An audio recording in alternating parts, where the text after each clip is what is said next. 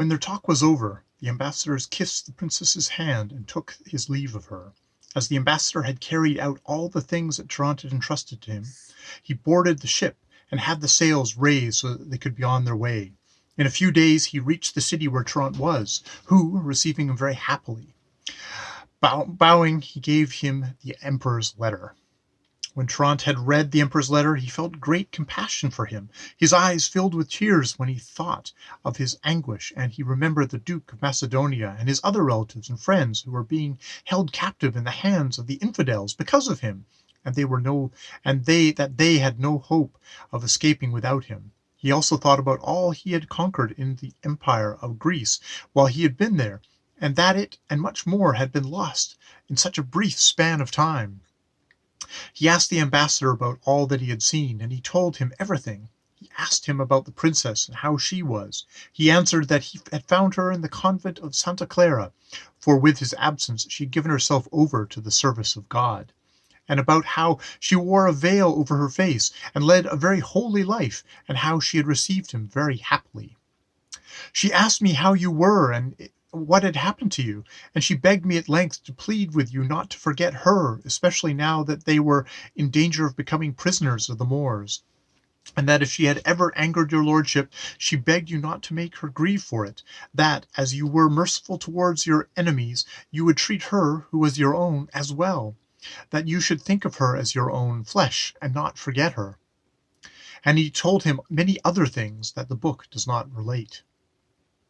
The ambassador gave him the princess's letter, and it said the following: "After I read your letter, I was filled with infinite joy. Great happiness softened my sad heart. The greatest peace, calm, and joy I have felt after I lost your presence is this outpouring of my words as I feel myself coming back to you. For I am, and will be your secret captive. I thank you with all my heart, for I know all that you have suffered because of me. And I forgive you for the false opinions you held about me, on the sole condition that the African soil find itself abandoned by you, so that you will return to me and my deserted people.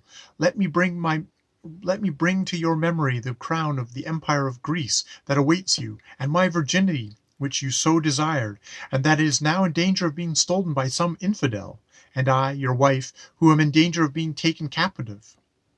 I don't know what to say. I don't know what to show you.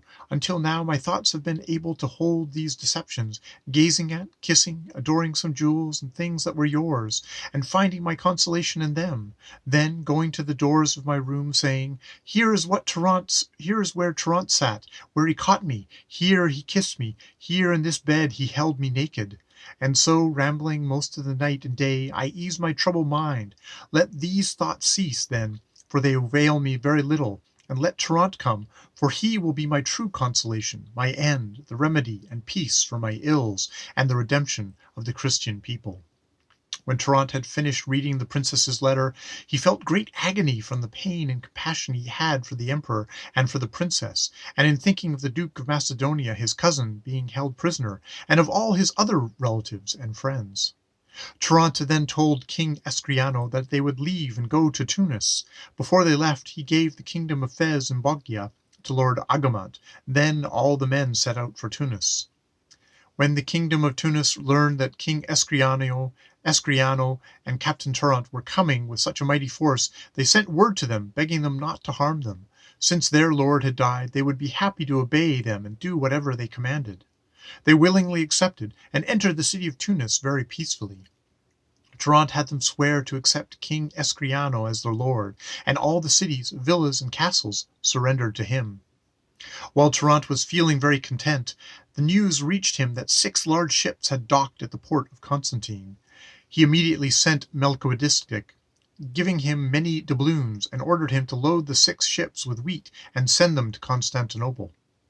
Melchizedek departed and quickly carried out Trnt's orders, and in a few days they were stocked and they set sail. Then Trnt had King Escriano take possession of the kingdom of Tunis, and they swore their allegiance to him as their king and lord. When all those things had been done, he felt like the happiest man in the world. He begged King Escriano to go with him to Constantinople with all his forces to recover the empire of Greece that the Moorish Sultan and the Grand Turk had seized.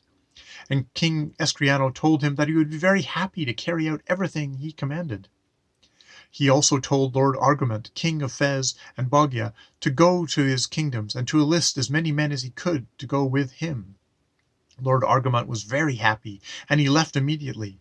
Then King Escriano wrote letters to the entire kingdom of Tunis, to all the captains and knights, telling them to be in the city of Constantine on a certain day with all their arms and everything they needed for battle. And in 3 months they were in the city of Constantine. There were 44,000 men on horseback and 100,000 on foot from the kingdom of Trment and Tunis. Then came the king of Fez and Bogia, Lord Argument, with 20,000 men on horseback and 50,000 foot soldiers. While these men were coming, the galley of Knight Espericius arrived with many ships, galleys, and other vessels from Genoa, Spain, Venice, and Pisa. And there were even more. When Espericus disembarked from the galley, he told Trnt that he had carried out everything he had been charged with. Trnt was very satisfied with all this. He quickly had the galley loaded, and he told Espericus that he wanted him to go as his ambassador to the king of Sicily, and he replied that he would do it gladly. King Trnt gave him instructions about what to say to the king of Sicily, and Knight Espericus went aboard his galley and set sail for Sicily. A few days after the ambassador had left, all the ships were together in the port of Constantine. When Trnt saw that he had enough vessels and that he would need no more, he paid for the fleet for 1 year. Then he immediately had 30 ships stocked with wheat and supplies from the Barbary coast. When the ships were loaded, a day was set for all the armed men to meet, those on horseback and those on foot, and all the people in the city, and many others came to a beautiful spot in front of the city of Constantine. Trnt had a very tall cenotaph made so that all the people there could be around it. Then Trnt, King Escriano, the king of Fez, and many other barons and knights went onto the cenotaph until it was completely filled. The others stayed below, and when the people were silent, Trnt spoke briefly, and a friar gave a brief sermon. When the sermon was over, all the Moors who were not baptized cried out, asking for baptism. Trnt immediately had large basins filled with water, as well as conches, casks, tubs, and all the friars and clergy came, for Trnt had had many monasteries and even more churches built in the cities he had taken, and many clerics and friars had come from the Christian realms. Everyone was baptized, those who were leaving as well as those who were staying behind, and in 3 days 334,000 Moors, men, women, and children, were baptized.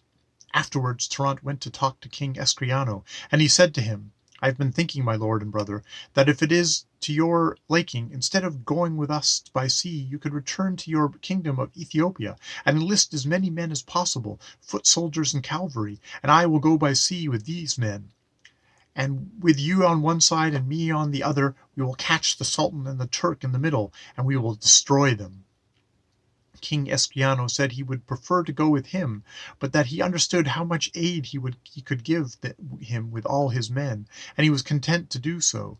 The book explains that this King Escriano was a very strong and valiant knight, and that he was totally black, for he was lord of the Negroes of Ethiopia, Nigrotos of Ethiopia, and was called King Jamjam.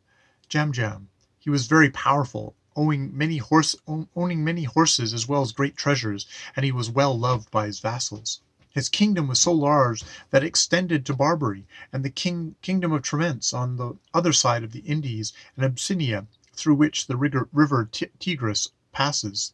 Then King Escriano prepared to depart with 500,000 knights, and he and the queen took their leave of Trnt and the king and queen of Fez and all the other barons. Trnt accompanied him more than a league.